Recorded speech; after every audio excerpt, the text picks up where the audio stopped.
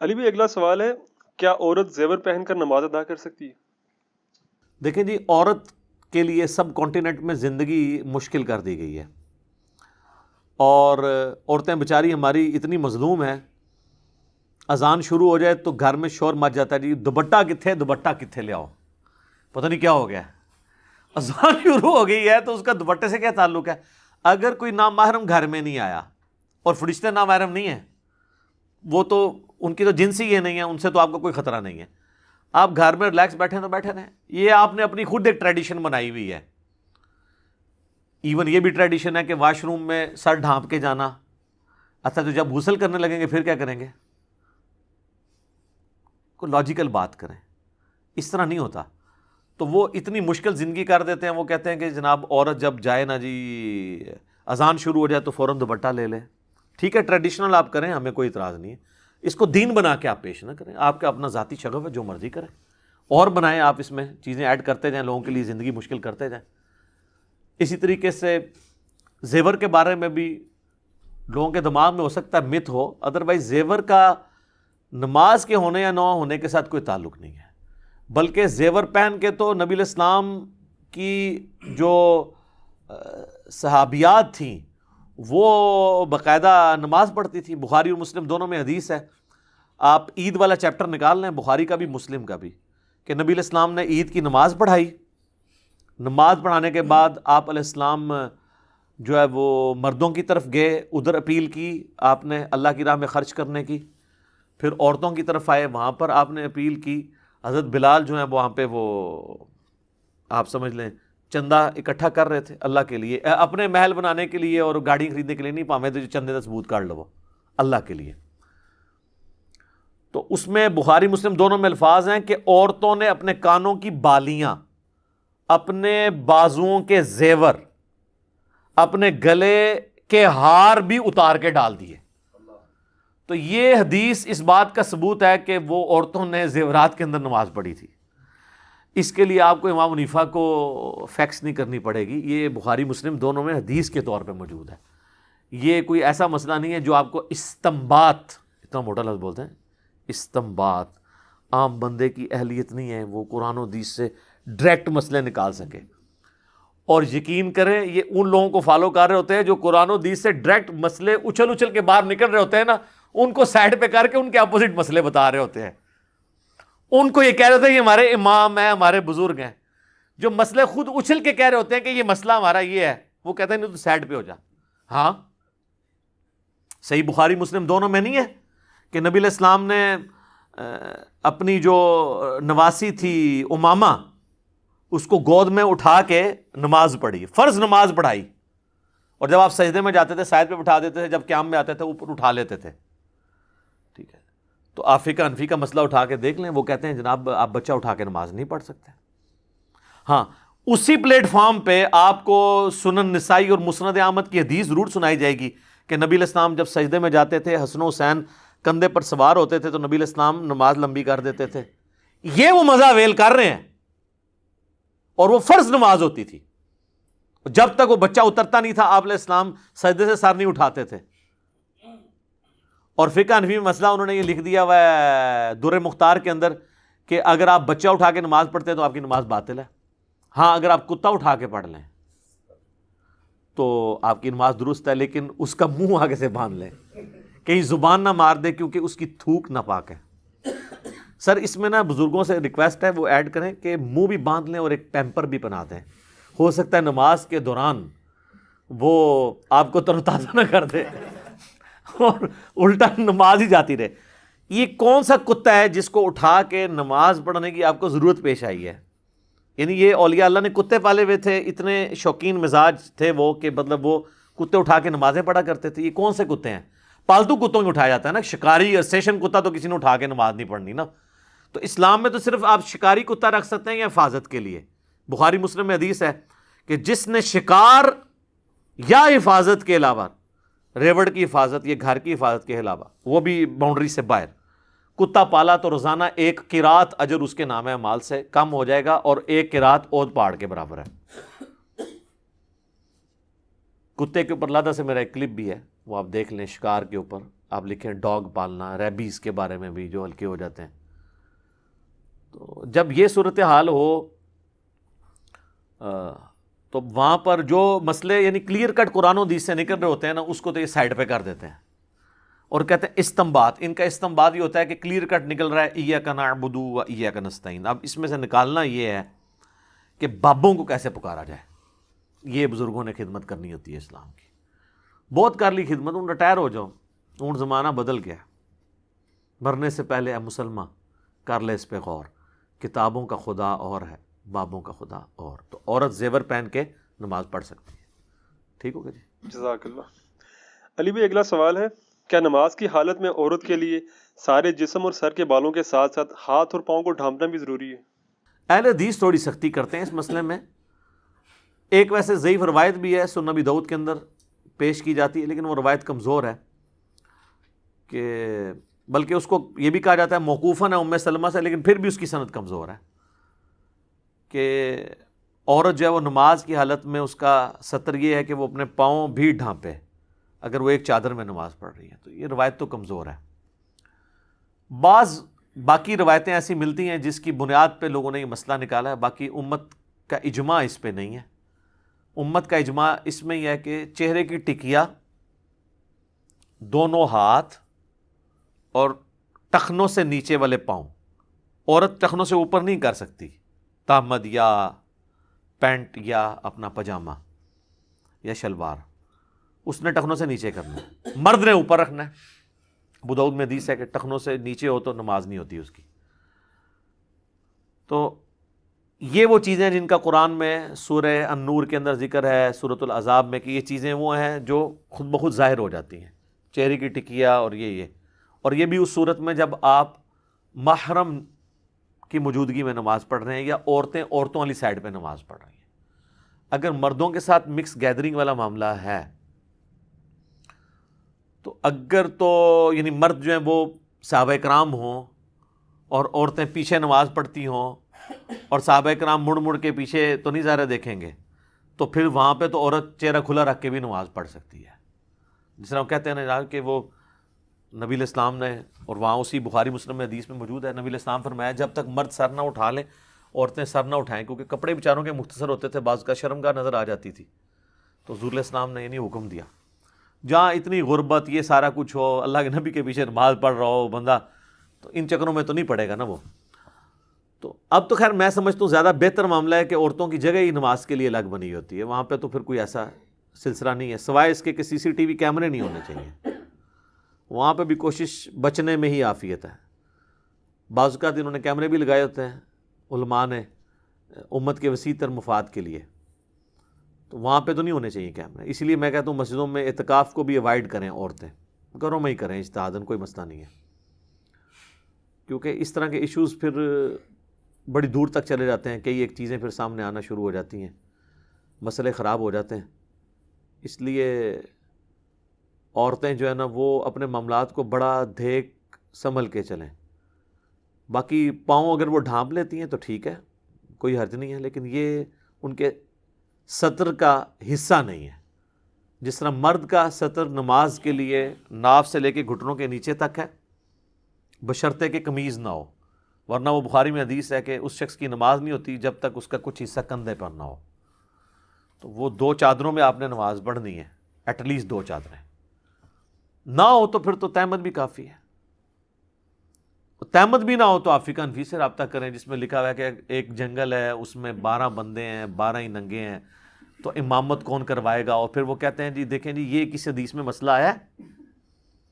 ٹھیک ہے، اب اندازہ کریں آپ ایک مسئلے خود بناتے ہیں اور پھر حدیثوں کا مذاق اڑاتے ہیں. اس طرح کے تو کئی مسئلے میں نے آپ کے بزرگوں کے نکالے ہیں، ان کو نہیں پتہ. مجھے بتائیں کس بزرگ کی کتاب میں کینگرو کا مسئلہ لکھا ہے، پرانے بزرگ کے، کہ کینگرو حلال ہے یا حرام؟ زرافہ، ان بیچاروں کو تو ان جانوروں کا پتہ بھی نہیں تھا، تو اب میں ان کا مذاق اڑانا شروع کر دوں گا؟ اجتہاد ہی تو اسلام کی خوبصورتی ہے. قیامت تک آپ نے حالات و واقعات کو دیکھ کے کسی رزلٹ تک پہنچنا ہے. تو یہاں پر بھی یعنی اجتہاد کے معاملے کے طور پہ چیزوں کو دیکھا جائے گا. عورتیں جو ہیں وہ بہتر تو یہ ہیں کہ جب وہ محرم میں ہوں تو پھر تو ٹھیک ہے، ادروائز اگر کسی ایسی اوپن جگہ پہ نماز پڑھ رہی ہیں جہاں پہ غیر محرم کی نظر پڑ سکتی ہے تو اس میں وہ چہرے کا بھی نقاب کرے. البتہ پاؤں کو ڈھانپنا یہ ضروری نہیں ہے. ویسے آپ سعودی عرب میں چلے جائیں نا تو وہ عورتوں کو انہوں نے کالے دستانے بھی پہنائے ہوتے ہیں, پاؤں میں جرابیں, سخت گرمیوں کے اندر انہوں نے نا یہ سارا کچھ. یہاں پہ بھی آپ دیکھ لیں کہ پورے کا پورا دین عورتوں پہ اپلائی کیا ہوتا ہے. میں نے کئی یعنی لوگ دیکھے ہیں جو خود انہوں نے داڑھیاں بھی نہیں رکھی ہوئی ہیں اور عورتوں کو سر سے لے کے پاؤں تک انہوں نے نا ہر چیز چھپا کے رکھی ہوئی ہے, ایون کالی اینکیں بھی لگائی ہوتی ہیں آنکھوں کے پردے کے لیے بھی. میرا خیال ہے اپنے حصے کا اسلام بھی تقریباً جو ہے نا آدھا انہی کے اوپر ہی ڈال دیا ہوتا ہے. تو ہم تو نہیں کر سکتے تو عورتوں کے لیے جو ہے نا زندگی مشکل کریں. تو اگر کوئی عورت لمبا کوئی اس طرح کا پہننا چاہتی ہے ضرور کرے, لیکن یہ اوبلیگیٹری نہیں ہوگا. قرآن میں واضح یعنی موجود ہے کہ وہ چیزیں جن کے لیے چھپانا یعنی ایک عام حالت میں بھی یہ کھلی رہتی ہیں چیزیں. تو چہرہ جو ہے بہرحال اس میں احتیاط کرنی چاہیے اگر غیر محرم کے سامنے. اگر گھر میں ہے تو پھر آپ کوئی مسئلہ نہیں. البتہ یہ حدیث ہے سنن نبی داؤد کے اندر, نبی صلی اللہ علیہ وآلہ وسلم نے فرمایا کہ جب عورت بالغہ ہو جائے تو اللہ تعالیٰ ننگے سر اس کی نماز قبول نہیں کرتا.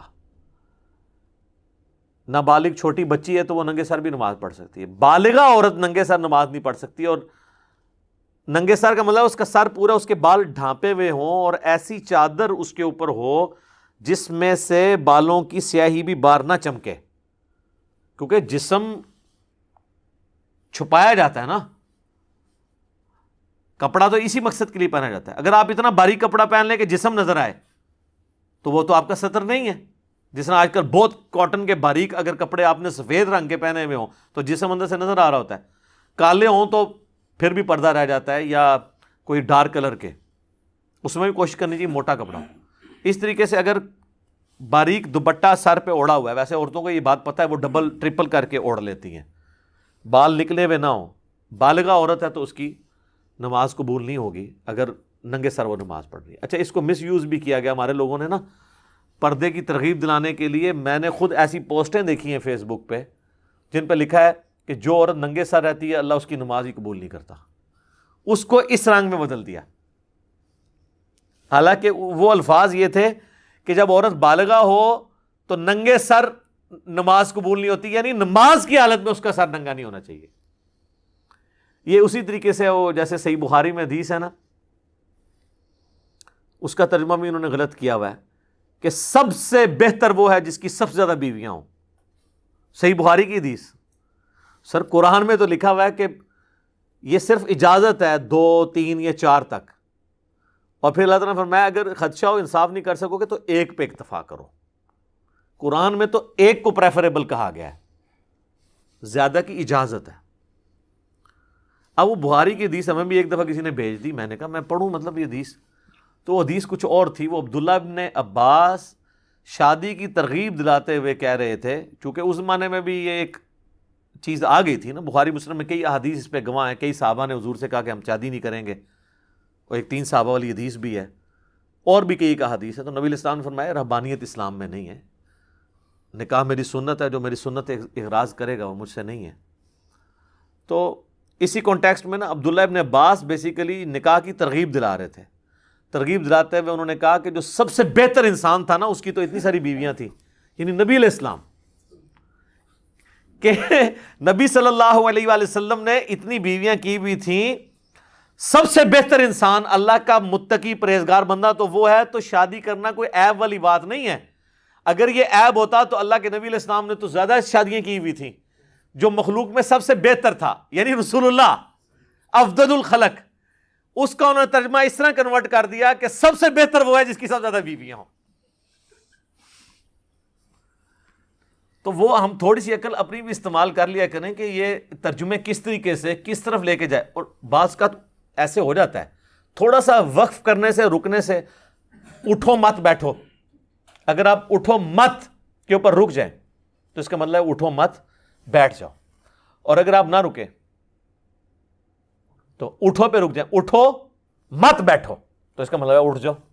ایک ہی جملہ ہے, تھوڑی سی اس کی ٹون بدلنے سے, وقت کرنے سے, بدلنے سے کیا بن جاتا ہے. تو وہ لوگ اپنے اپنے مطلب اس میں سے نکال لیتے ہیں. تو اس طرح حدیث کے اندر جو ہے وہ یہی ہے کہ جو بالغہ عورت اس کے ننگے سر نماز نہیں ہوتی، اس کو سر ڈھانپ کے نماز پڑھنا پڑے گی، یہ اس کا مطلب ہے۔ واش روم جانے کے لیے بھی سر ڈھانپنا کوئی ضروری نہیں ہے، غسل کرنے کے لیے بھی سر ڈھانپنا کوئی ضروری نہیں ہے۔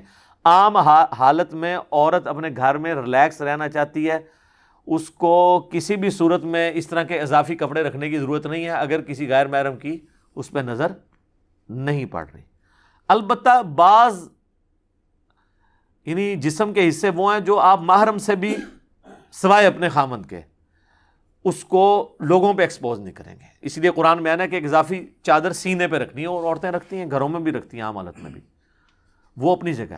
میں بات کروں چہرہ کھلا ہونے کے، یا ایون ایک عورت اپنے باپ کے سامنے آتی ہے، اس نے ویسے دوپٹہ لیا یا دوپٹہ اس کا گر گیا، بال ظاہر ہوئے ہیں، تو اس کے باپ کے لیے تو وہ پردہ نہیں ہے اس کے بالوں کے ساتھ۔ باپ بیٹی کا تو رشتہ بہت عظیم ہے، ٹھیک ہے، تو وہ معاملہ بالکل الگ ہے، تو اس طرح چیزوں کو مکس کرنے کی ضرورت نہیں ہے، ٹھیک ہو گیا جی۔ جزاک اللہ۔ علی بھائی اگلا سوال ہے، کیا نماز کے لیے عورت پر بھی جوڑا کھولنا ضروری ہے جیسا کہ مردوں کے لیے بالوں اور کپڑوں کو سمیٹنے کی ممانعت آئی ہے؟ بخاری مسلم میں حدیث ہے، نبی علیہ السلام نے فرمایا کہ کوئی بھی نماز کی حالت میں نہ تو اپنے بالوں کو سمیٹے اور نہ کپڑوں کو، یہ ودن نماز ہے، اس چیز کو نبی علیہ السلام نے ناپسند فرمایا۔ اس کی وجہ سے محدثین نے پھر شرح یہ کی ہے کہ اصل میں نبی علیہ السلام کی خواہش ہے کہ جو بندہ سجدہ کرے تو اس کے بال بھی عاجزی کے طور پہ جا کے سجدے میں گریں، اگر اس نے سر پہ کوئی ٹوپی نہیں پہنی ہوئی ہے تو اس کا جوڑا نہ باندھے، یا پگڑی پہنی ہے، ٹوپی پہنی ہے، پھر تو خود بخود بال نہیں جا کے گریں گے۔ جوڑا کرنے کی نماز کی حالت میں اجازت نہیں ہے، ویسے اگر کوئی مرد جوڑا کر لیتا ہے کوئی حرج نہیں ہے، لیکن وہ کندھوں سے اوپر اس کے بال ہونے چاہیے، اس سے نیچے رہو۔ بال کو سمیٹنے کے لیے آپ جیل بھی لگا سکتے ہیں، صحیح بخاری میں موجود ہے، مسلم میں اما عائشہ کہتی ہیں کہ نبی علیہ السلام کے بالوں کو میں گوندا کرتی تھی، اس وقت گوند استعمال ہوتی تھی، بال بہت گھنے تھے تو چپکا دیا کرتی تھی بالوں کو، ایک جگہ سیٹ رہے، تو رکھ سکتے ہیں آپ۔ یہ جو جوڑے والا معاملہ ہے نا کہ عورت جوڑا یعنی کھولے اور بالوں کو سیدھا کر کے نماز پڑھے، یہ جوڑے میں پڑھ سکتی ہے، بالکل پڑھ سکتی ہے، اپنے گھر میں پڑھ رہی ہے تو بالکل ٹھیک ہے۔ رہا پبلک پلیس کے اوپر اس طرح کا جوڑا بنانا کہ وہ سر پہ اس طرح ابھرا ہوا باہر سے نظر آئے، جس طرح کئی عورتیں جو ہیں وہ اپنے بالوں کو نمایاں کرنے کے لیے، اپنے جسم کے نمائش کے لیے حرکت کرتی ہیں، وہ تو غلط ہے۔ وہ تو صحیح مسلم میں حدیث ہے نا کہ نبی علیہ السلام نے فرمایا کہ 2 اس قسم کے جہنمی ہیں جن کا عذاب میں نے بھی نہیں دیکھا، اتنا سخت عذاب ہے۔ ان میں سے پہلی کیٹیگری ان لوگوں کی ہے جن کے ہاتھ میں کوڑے ہیں، یعنی ویسے حکمران یا ایسے جلاد جو لوگوں کو ناحق مارتے ہیں، اور دوسری وہ عورتیں جو مٹکنے والیاں، مردوں کو اپنی طرف مائل کرنے والیاں، اور ایسا لباس پہننے والیاں کہ گویا وہ ننگی ہوں، یعنی اتنا چست لباس یا اتنا باریک کہ اس میں سے جسم ڈھلک رہا ہو، جن کے سر بختی اونٹوں کے مانند ہوں گے۔ یہ آپ دیکھیں عرب میں اگر آپ چلے جائیں نا تو کئی عورتیں جو ہے نا یہ اتنا بڑا اوپر جوڑا کر کے نا یوں کر کے حجاب لیا ہوتا ہے۔ یہ کون سا حجاب ہے جس میں آپ اٹریکٹ کر رہے ہیں کسی کو؟ اس قسم کا جوڑا نماز ہو یا نماز کے باہر یہ ویسے ہی غلط ہے۔ اس جوڑے میں بھی کوئی نماز پڑھ لے گا، نماز اس کی ہو جائے گی عورت کی، لیکن یہ عمل بذات خود غلط ہوگا۔ ایون مرد کے لیے بھی جو ہے یہ صرف ترغیب کے لیے ہے کہ وہ یعنی ان کاموں سے بچے کہ نماز کی حالت میں وہ جوڑا یا کپڑوں کو نہ سمیٹے۔ اب بعض کا لوگ پینٹ میں نماز پڑھ رہے ہیں، اب سجدے میں جانے لگتے ہیں تو تھوڑی سی پینٹ ان کو سمیٹنی پڑ جاتی ہے، ادروائز پینٹ پھٹ سکتی ہے، تو وہ اتنی چوڑی نہیں ہوتی، ڈریس پینٹ نہ ہو تو وہ ایک معاملہ الگ ہے۔ یہ چیزیں پریفریبل ہیں، یہ اس طرح کی چیزیں نہیں ہیں جن سے حلال و حرام کا مسئلہ اخذ ہونا شروع ہو جائے۔ تو بہتر یہ کہ عورت جو ہے وہ جوڑے کو اوائڈ ہی کرے، بال سیدھے رکھے نماز کے لیے بھی، لیکن بعض اوقات وہ وقتی طور پہ سمیٹنے پڑ جاتے ہیں، کوئی حرج نہیں ہے۔ اور اس میں ایک میں شرعی مسئلہ بتا دوں، بخاری مسلم میں یہ بھی حدیث ہے، اما عائشہ کہتی ہیں کہ نبی علیہ السلام ہمیں حیض کے بعد جب غسل کا حکم دیتے تو حکم دیتے کہ جوڑا کھول کے ہم غسل کریں، اور عام غسل جنابت میں آپ ہمیں چٹیا یا جوڑا کھولنے کا حکم نہیں دیتے تھے، یعنی جو بال باندھے ہوئے ہوتے تھے چٹیا، تو وہ بس چٹیا کے اوپر ہی ہم پانی بہا لیں، بس سر کی جڑ تک پانی پہنچ جائے، عورتوں کو اللہ نے یہ ثانی دی ہے کہ وہ حیض کا غسل تو بال کھول کے کریں گی، اس زمانے میں تو پانی بھی ایشو تھا، اور عام جو غسل ہے نا اس کے لیے ان کو کوئی پانی اتنا زیادہ استعمال کرنے کی ضرورت نہیں. لیکن آج کل تو ویسے ہی مسئلہ نہیں ہے، شاور ہے، پانی کھلا ہے، زمین نے اپنے خزانے اگل دیے، اب تو یہ ایشوز ہی ختم ہو چکے ہیں. ٹھیک ہو گیا. جزاک اللہ.